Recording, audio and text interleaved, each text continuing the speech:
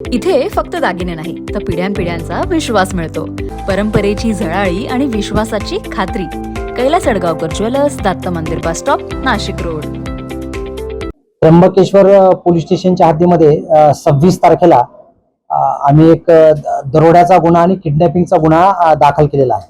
हा दरोड्याचा गुन्हा जो आहे तो 25 आणि 26च्या इंटरव्हिनिंग नाईटमध्ये जो आहे तो दाखल झालेला आहे, घटना घडलेली आहे.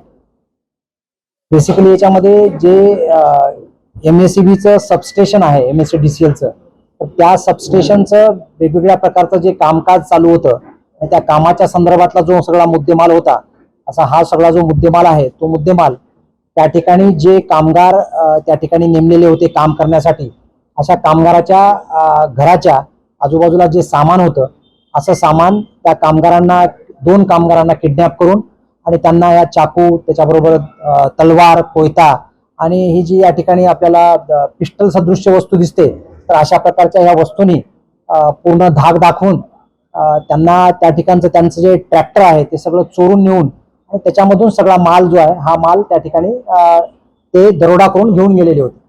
तर हा जो दरोडा करून घेऊन गेलेला जो माल आहे तो माल, त्याचबरोबर या गुन्ह्यामधले जे आरोपी आहेत, एकूण 11 आरोपी, आणखी एक आरोपी पकडणं बाकी आहे, 11 आरोपी, असे सगळे 11 आरोपी, त्याचबरोबर गुन्ह्यातला मुद्देमाल आणि त्याचे मोबाईल फोन्स, अशा सगळ्या प्रकारचं ह्या गुन्ह्यामध्ये जप्त करण्यात आलेला आहे.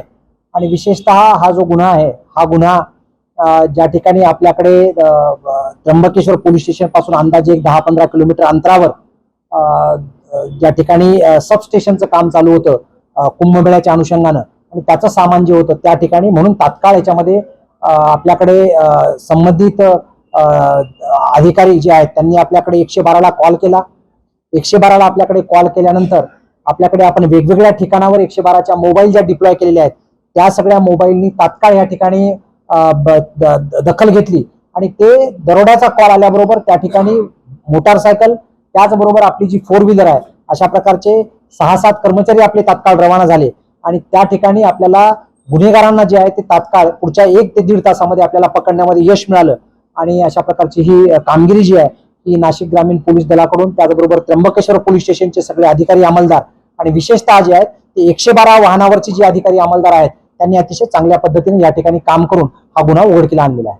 हा माल मी सांगितल्याप्रमाणे सबस्टेशन जे आहे ते इलेक्ट्रिक त्या ठिकाणी MSEBचं, तर त्या ठिकाणी हा माल होता.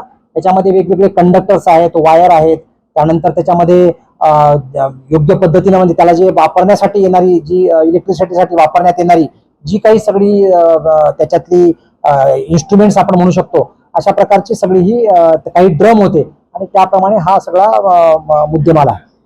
हा याच्यामधला एक जो आरोपी आहे, त्या आरोपी इस्माईल नावाचा एक आरोपी आहे आणि तो जो आरोपी आहे त्याच्यावरती पूर्वीचा एक सिंदर पोलीस स्टेशनमध्ये अशाच प्रकारच्या वायरच्या संदर्भातला एक दरोड्याचा गुन्हा दाखल आहे आणि त्या अनुषंगानं पण आपला त्याचा तपास सुरू आहे. म्हणजे हे जे आरोपी आहेत ते वाडीवरे परिसरातले, त्याचबरोबर अंबड परिसरामधले आणि या दोन्ही ठिकाणचे आणि आजूबाजूच्या काही गावातली अशा प्रकारचे आरोपी आहेत. याच्यामध्ये रेकी जे आहे ते हे काही दिवसापूर्वी, एक 8-1 दिवसापूर्वी हे त्र्यंबकेश्वर मंदिरामध्ये आले होते आणि त्यांचा जाण्याचा जो मार्ग आहे तो जाण्याचा मार्ग बेसिकली त्याच ज्या ठिकाणी हे कामगार राहतात आणि जिथे सामान पडलेलं आहे अशा ठिकाणून त्यांचा जाण्याचा मार्ग होता आणि त्या ठिकाणून यांनी रेकी त्या ठिकाणी ती केलेली आहे आणि त्याच्यातून मग त्यांनी अशा प्रकारच्या दरोड्याचा हा जो कट रचला, दरोडा केला आणि त्या ठिकाणी 2 जे आहेत कामगार त्यांना किडनॅपिंग पण केलेलं होतं आणि ट्रॅक्टर पण त्या ठिकाणून पळवून नेलेला होता. तो ट्रॅक्टर, तो मुद्देमाल, असा सगळा आपण वालदेवी जो डॅम आहे तिथून आपण तो ताब्यात घेतला. याच्यामध्ये ते जे आहेत ते वेगवेगळ्या ठिकाणी काम करतात. आता याच्यातले बरेचसे जे आहेत ते पूर्वी काही ठिकाणी कोणी कंपनीत काम करणारे कामगार होते, काही ठिकाणी आजूबाजूला मजुरी करणारे आहेत, काही शेती करणारे आहेत. पण याच्यामध्ये जे आहेत ते अशा प्रकारच्या गुन्ह्याच्या एकमेव उद्देशाने असे सगळे एकत्र येऊन यांनी गुन्हा केलेला आहे. फक्त याच्यातला महत्वाचा जो मुद्दा आहे तो 112 जी आपली हेल्पलाईन आहे, त्या 112च्या हेल्पलाईन मध्ये तात्काळ आपण त्या ठिकाणी सगळ्या अधिकारी अंमलदारांनी तात्काळ MSEB कडून आपल्याला कॉल आला. तो कॉल आल्यानंतर आपण त्या ठिकाणी रिस्पॉन्ड केला आणि आमच्या अधिकारी अंमलदारांनी तात्काळ 112च्या कॉलला, दरोड्याच्या कॉलला तात्काळ रिस्पॉन्ड देऊन जवळजवळ आपण 2 तासामध्ये हा सगळा मुद्देमाल आणि 11 आरोपी आपण ताब्यात घेतले. NZ न्यूजसाठी रोहन दानी, नाशिक.